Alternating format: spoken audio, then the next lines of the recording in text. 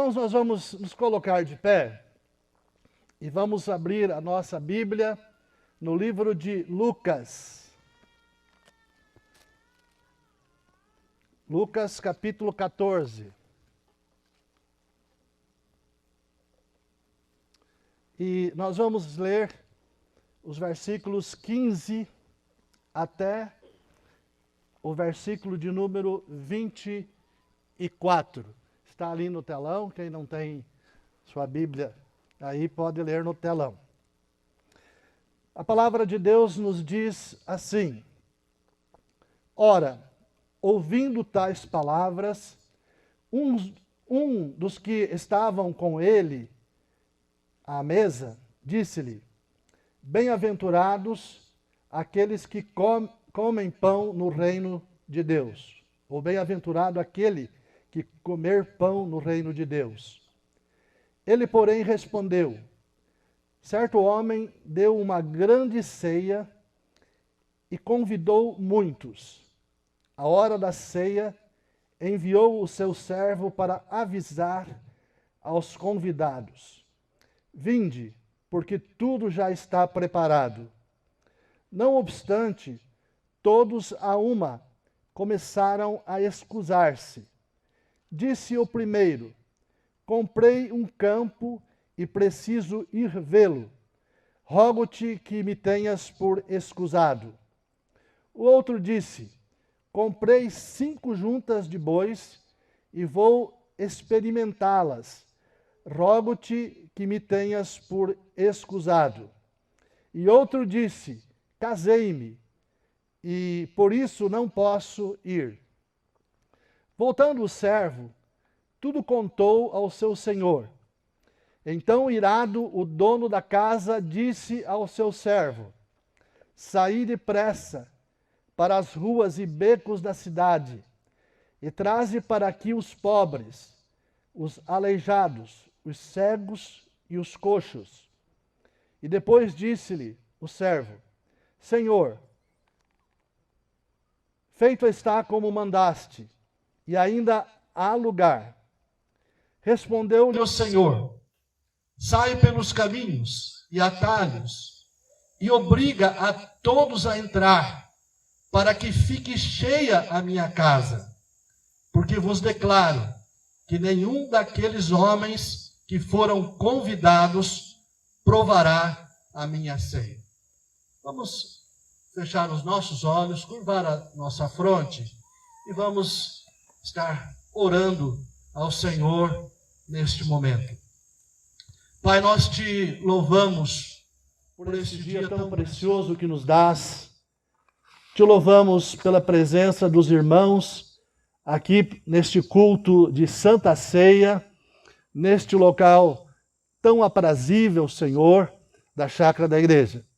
E queremos suplicar agora que através do Teu Espírito, o Senhor mesmo possa estar falando conosco através deste texto e que possamos aprender lições preciosas para a nossa vida. Queremos colocar, Senhor, a vida de cada irmão, cada irmã, cada criança, cada adolescente, cada jovem que aqui está diante de Ti. E o Senhor mesmo possa estar abrindo as nossas mentes. Te oramos em nome do nosso Senhor e Salvador Jesus Cristo. Amém. Amém. Podem se assentar, irmãos. Irmãos, esse texto de Lucas é uma parábola.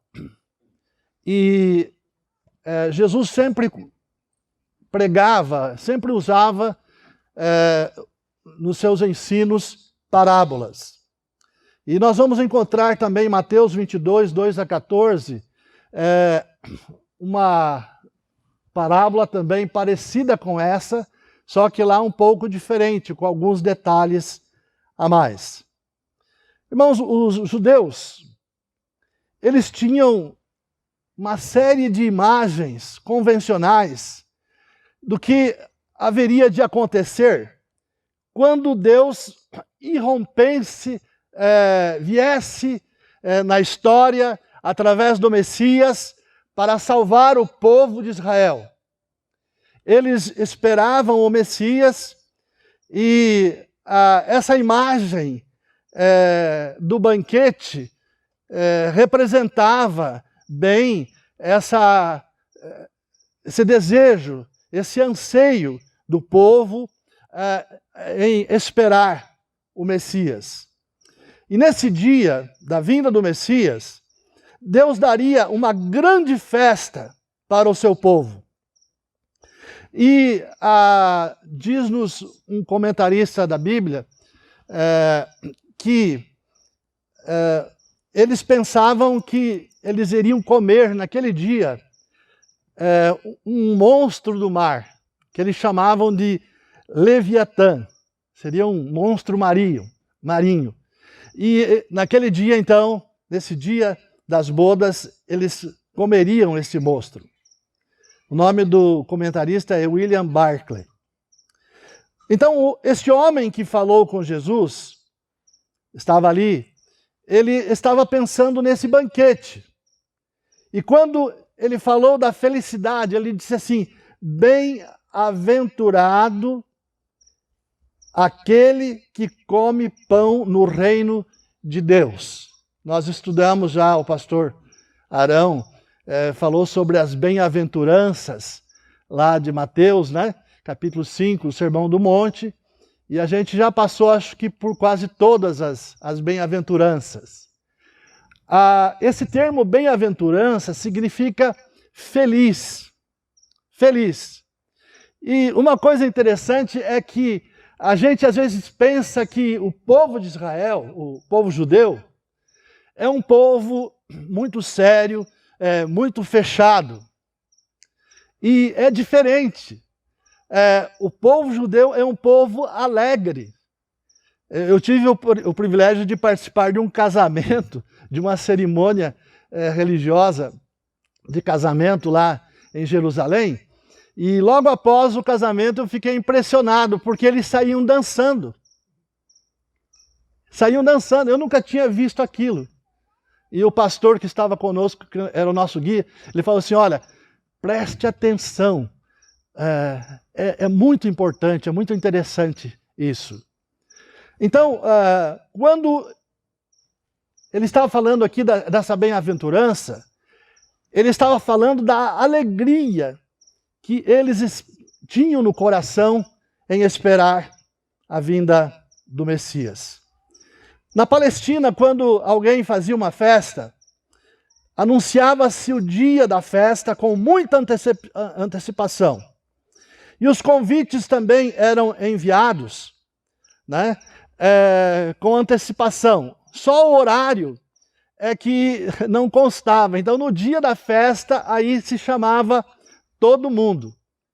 E se alguém recebesse o convite, aceitasse o convite e não comparecesse naquela festa, isso seria uma falta assim de consideração muito grande. Seria um insulto muito grande para a família que estava convidando. Era uma falta grave. Então, nesta parábola, o anfitrião é Deus. E os convidados, com antecedência, são os judeus, o povo de Israel. A gente vê na história bíblica, a gente lê a palavra de Deus, a gente sabe que a Bíblia diz assim, que Jesus veio para os seus, mas os seus não o quê? Não o receberam. Mas a todos quantos o receberam, deu-lhes o quê? O poder de serem feitos o quê? Filhos de Deus. Amém, irmãos? Amém. Então aqui Jesus, com esta parábola, estava mostrando para os judeus ali o que haveria de acontecer. Então, quando Jesus veio a este mundo, ele veio para o seu povo, mas o seu povo não o recebeu. E quando esse povo não o recebeu, então agora o privilégio passa para outras pessoas. Há uma expressão interessante aqui, que o texto diz assim, sair, né, e obriga. O texto sagrado, ele parece, é o 23, né? Não estou enxergando direito aqui não, irmãos. Sair pelos caminhos, né? Mas há uma outra expressão que diz assim, sair e obriga a todos a entrar. Essa expressão, obriga a todos, parece uma expressão muito forte. E houveram alguns teólogos, né, na história da igreja, por exemplo, um chamado Santo Agostinho, né, que ele usava essa expressão para evangelizar, mas o tipo de evangelização que ele fazia era obrigando as pessoas a virem para a igreja daquela época. E é por isso que se fizeram muitas atrocidades, a igreja cometeu naquela época coisas horríveis, né? Houveram até guerras. E essa expressão, sair e obriga a todos a entrar, foi mal interpretada naquela época, né? Então, a Bíblia Sagrada, em 2 Coríntios, capítulo 5, versículo 14, diz uma coisa um pouco diferente. Diz assim, pois o amor de Cristo nos constrange, julgando nós isto, um morreu por todos, logo todos morreram. No reino de Deus, então, meu querido e amado irmão, há uma só compulsão, né? A compulsão que nós podemos chamar de a compulsão do amor. Nós somos constrangidos. Essa palavra constrangidos significa uma compulsão muito grande. Deus nos convidando e Ele deseja que todos participemos dessa festa maravilhosa. Essa parábola, então, tem uma ameaça para os judeus, porque eles haviam rechaçado esse convite de Deus. E há uma gloriosa também perspectiva para os pecadores, para os menosprezados. E eu gostaria de pensar um pouquinho, então, irmãos, um primeiro ponto aqui, sobre a incumbência do servo, ou seja, qual a tarefa daquele servo? Qual seria o trabalho que aquele servo tinha que realizar? No versículo de número 17 diz, a hora da ceia enviou o seu servo para avisar aos convidados, vinde, porque tudo já está preparado. Vejam aqui, irmãos, que o texto diz, avisar os convidados. A gente pode trazer isso para nós como igreja, para os pastores, para os evangelistas, para os membros da igreja. Nós também somos esse servo. E nós temos também essa incumbência de fazer o quê? Avisar os convidados. Quem são os convidados? Todos.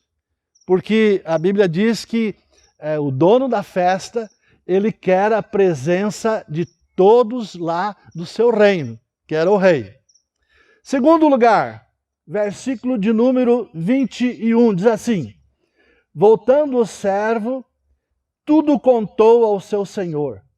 Então, irado, o dono da casa disse ao seu servo, saí depressa para as ruas e para os becos da cidade, e traze para aqui os pobres, os aleijados, os cegos e os coxos. Que interessante. Qual que era a função dele também? Trazer. Ele tinha que avisar e ele tinha que trazer. Eu acho muito interessante essa questão, porque nós temos também que nos disponibilizarmos no sentido de mostrar o caminho onde será realizada essa festa. Então, aqui essa palavra obrigar as pessoas a entrar, insistir, né? Isaías capítulo 25, 6 diz assim: o Senhor dos Exércitos dará neste monte a todos os povos um banquete de coisas gordurosas, uma festa com vinhos velhos, pratos gordurosos, com tutanos e vinhos velhos bem clarificados. Veja, irmãos, que essa ideia de festa, essa ideia de bodas, já vem desde o Velho Testamento, lá com o profeta Isaías. No livro de Apocalipse, no capítulo 19, no versículo 9, nós já vemos então Deus fechando ali essa história, e ele diz assim: então me falou o anjo, escreve, bem-aventurados aqueles que são chamados à ceia das bodas do Cordeiro. E acrescentou, são estas as verdadeiras, o quê? Palavras de Deus. Irmãos, que coisa maravilhosa. Hoje nós estamos celebrando a ceia, depois de tanto tempo. Eu e o pastor já participamos de Santa Ceia, né? Mas foi em casa, assim, levando a Santa Ceia para membros da igreja. Mas os irmãos já faz algum tempo que não participam da ceia. E quando a gente estava só na live, lá em casa, na nossa casa, a gente sentia o desejo de estar presente. Como é bom, né? Como é gostoso estar reunido com os irmãos aqui neste culto. Em segundo lugar, irmãos, nós vamos ver alguns tipos de pessoas, algumas classes de pessoas. Então, primeiro, no versículo 17, ele diz: a hora da ceia enviou o seu servo para avisar os convidados. Vinde, porque tudo já está preparado. Que tipo de pessoa? Eram pessoas especiais. Essas pessoas faziam parte de uma elite. Eram pessoas selecionadas, né? Então, esses eram os convidados. Depois, em segundo lugar, ele diz: os pobres, os aleijados, os cegos, os coxos, né? E todas essas pessoas, elas estavam pelas ruas lá de Jerusalém. E também os judeus desprezados, né? E que eram desprezados pelos próprios fariseus. No versículo de número 21, voltando o servo, tudo contou ao seu senhor, então irado o dono da casa disse ao seu servo: saí depressa para as ruas e pelos becos da cidade e traze aqui os pobres, os aleijados, os cegos e os coxos. Irmãos, Deus também, ainda hoje, Ele estende esse convite a todos nós. Em Isaías capítulo 55, versículos 1 e 2, a Bíblia diz, vamos ler todos juntos? A todos vós que têm sede, vinde às águas, e vós os que não tendes dinheiro, vinde, comprai e comei. Sim, vinde, comprai, sem dinheiro e sem preço, vinho e leite. Irmãos, eu me criei e cresci ouvindo esta palavra, né? E ouvi já vários sermões interessantes. A todos vós que tendes sede, vinde às águas. Há um outro texto, lá em João capítulo 6, verso 37, que diz assim: todo aquele que o Pai me dá, esse virá a mim. E o que vem a mim, o quê? de modo algum o lançarei fora.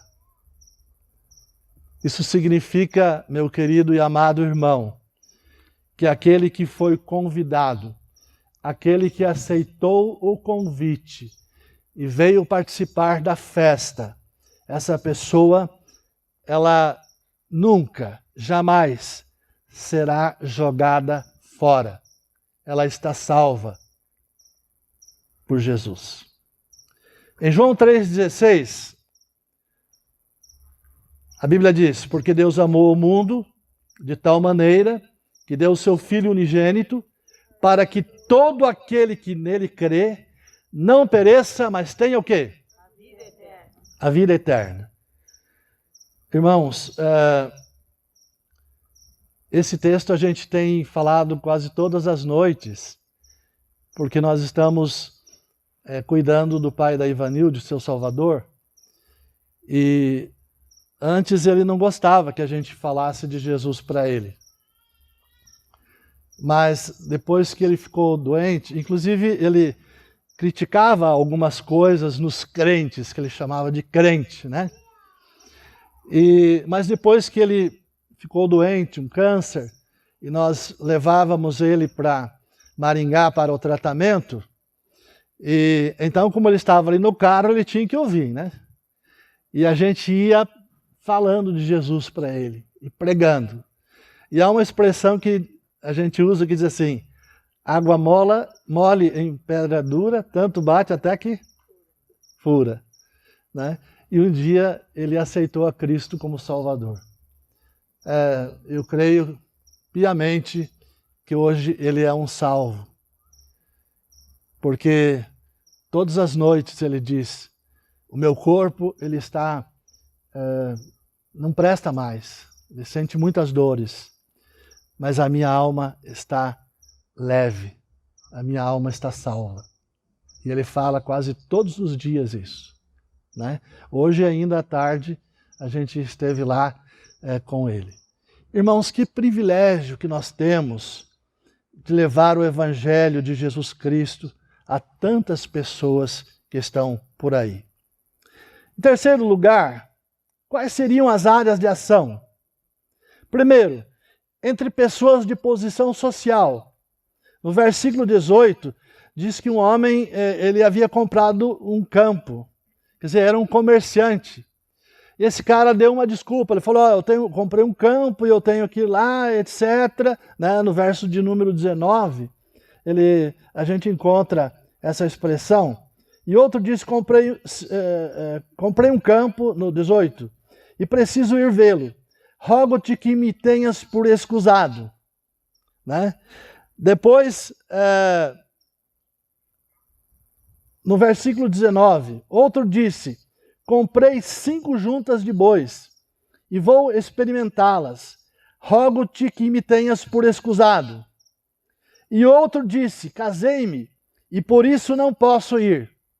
Então cada um apresentava uma desculpa do porquê não iria aparecer naquela festa.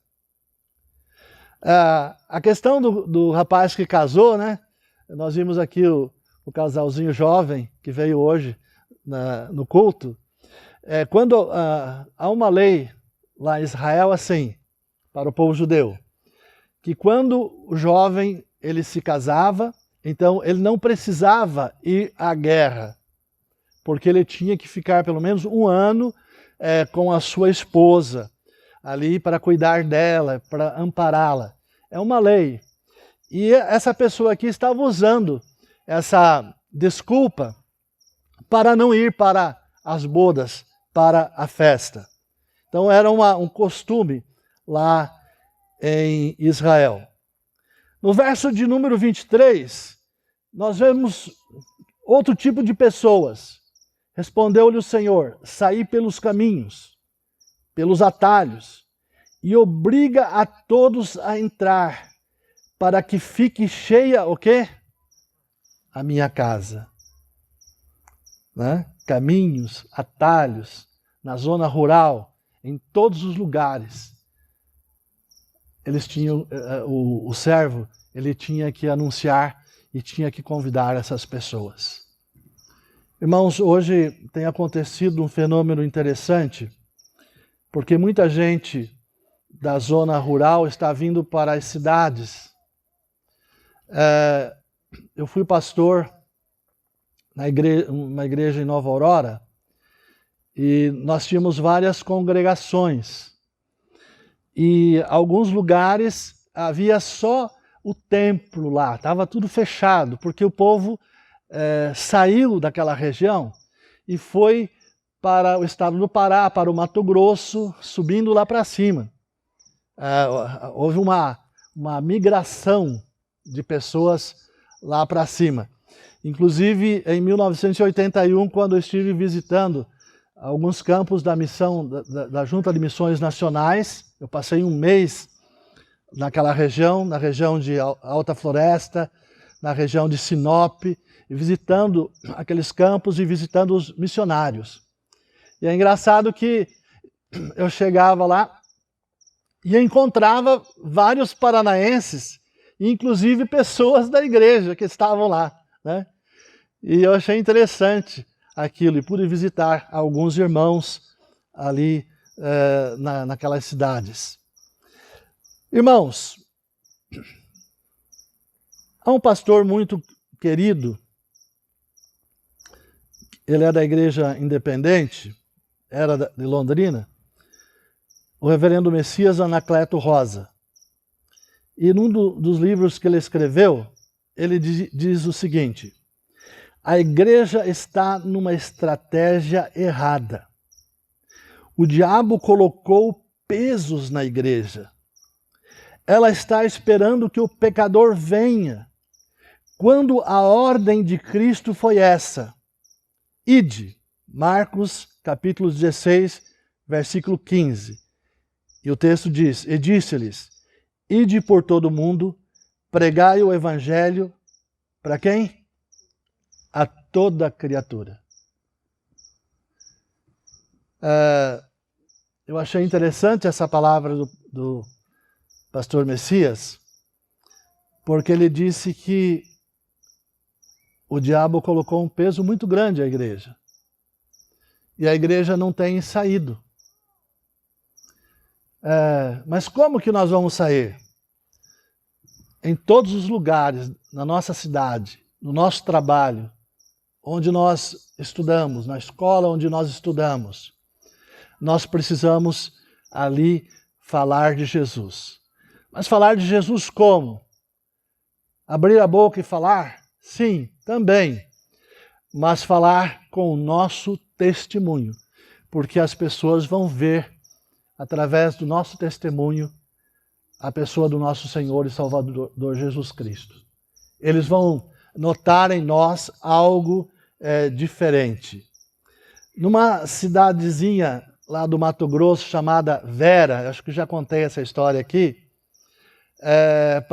quando nós chegamos com o missionário, parecia uma cidade do Velho Oeste americano, até as casas eram bem parecidas. E o pessoal usando arma, usando faca, facão e tal. E o missionário falou assim, não se assuste, porque aqui é o Velho Oeste, né? E nós fomos almoçar na casa de um baiano. E aquele baiano disse que era o homem mais perigoso. Era pior do que o nosso jagunço aqui, né? Que o pastor apelidou de jagunço. Diz que o homem batia nos outros, dava facãozada e era terrível. E a gente almoçando ali, eu achei interessante a forma que ele almoçava. Ele pegava com a mão assim a farinha, e ele tinha uma pontaria, acertava, né? Olha, eu falei, não consigo fazer um negócio desse. Ele comia assim. E daí ele estava falando para mim que um dia ele foi no mercadinho para comprar algumas coisas. E algumas pessoas começaram a zombar dele e a provocá-lo. E aí ele falou o seguinte: olha, se eu fosse aquela pessoa antiga, se eu não tivesse me convertido, aceitado a Jesus Cristo como meu Salvador, eu teria cortado vocês todos aqui. Ou teria matado. Ou teria dado um tiro em vocês. Mas agora eu tenho Jesus no meu coração. Eu sou uma nova criatura. Eu fiquei impressionado com o testemunho daquele homem. Depois do culto à noite, havia um médico da nossa igreja, solteiro, e ele pediu para que eu fosse dormir lá na casa dele. E a casa deles, na igreja também, era tudo com gerador, né? Então ele fez uma sopa para nós, e depois ele ligou o sistema de rádio que ele tinha para conversar com os parentes, né? Mostrou para mim como funcionava. Na hora de dormir, ele disse assim, eu era seminarista, ele falou, seminarista, você não se preocupe não, porque às vezes à noite os pistoleiros vêm aqui e me chamam para atendê-los. Não se assuste. Mas antes de a gente ir para o quarto para dormir, alguém começou a gritar lá fora chamando, doutor, doutor! Ele abriu a porta, uma porta assim cheia de correntes e fechaduras, né? E ele gritava de lá, quem é? Aí o cara lá de fora falou assim, é o Pomba! Ele olhou para mim e falou, esse é um pistoleiro conhecido aqui, ele é matador, é um cara perigoso. Aí ele disse, só que eu não atendo essas pessoas aqui na minha casa, nós vamos ter que ir até o hospital. E ele pegou aquele senhor, né, e colocamos num corcelzinho que ele tinha e levamos até o hospital. Ele acordou a irmã enfermeira lá daquele hospital e eu fiquei segurando lá no centro cirúrgico a lanterna, porque ele falou assim, eu não vou dar anestesia para esse cara porque ele está muito bêbado, né? Costurou ele ali com pinga e tudo, e eu focando com a lanterna para que ele tivesse ali uma claridade. Irmãos, que coisa impressionante, pudemos ali também falar de Jesus para aquele homem. Tem gente enfrentando, não somente aqui no Brasil, trabalhos missionários impressionantes. Eu tenho recebido comunicações, né, através de e-mail, através de mensagens, de missionários na África, em vários lugares. E eles têm sofrido para pregar o Evangelho. E eles têm usado o que eles têm para levar o nome do Senhor Jesus Cristo. A grande pergunta, irmãos, que nós temos que fazer é esta. O que nós estamos fazendo? No livro de Atos, capítulo 9, versículo 20, a palavra de Deus diz que quando Paulo se converteu através de Ananias, ele saiu logo, e a Bíblia diz assim, e logo pregava nas sinagogas a Jesus, afirmando que este é o Filho de Deus. Vejam bem a expressão que é usada. E logo pregava nas sinagogas. Ele não esperou fazer um curso de teologia, ir para o seminário. Não, ele já começou a pregar o Evangelho do nosso Senhor e Salvador Jesus Cristo. Em Marcos capítulo 5, versículo 19, nós encontramos um texto interessante. Jesus, porém, não lhe o permitiu, mas ordenou-lhe, vai para a tua casa, para os teus, anuncia-lhes tudo o que o Senhor te fez, e como teve o quê? Compaixão de ti. Quem era essa pessoa? Era um cego de nascença. Jesus havia curado o cego de nascença. E ele disse agora, vai para a tua casa. O cego queria seguir a Jesus, andar com Jesus. Ele falou, não, vai primeiro para a tua casa e você vai anunciar o Evangelho do nosso Senhor e Salvador Jesus Cristo. Irmãos, para terminar, eu queria perguntar uma coisa. Como é que nós aprendemos a pilotar um avião? Como é que nós aprendemos a guiar um carro? Como é que a gente aprende a andar de bicicleta, a patinar, a fazer comida, a costurar uma peça de roupa? Como é que a gente aprende? É fazendo. Amém? Fazendo. Não adianta a gente...